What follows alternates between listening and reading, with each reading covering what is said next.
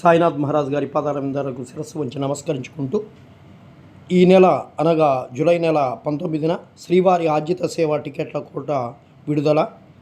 శ్రీవారి భక్తుల సౌకర్యార్థం అక్టోబర్ నెలకు సంబంధించి శ్రీవారి ఆర్జిత సేవల కోటాను ఈ నెల 19వ తేదీ ఉదయం 10 గంటలకి తిరుమల తిరుపతి దేవస్థానం ఆన్లైన్లో విడుదల చేయనుంది. వీటి లక్కీ డిప్ రిజిస్ట్రేషన్ కోసం ఈ నెల 21న ఉదయం 10 గంటల వరకు ఆన్లైన్లో నమోదు చేసుకోవచ్చు.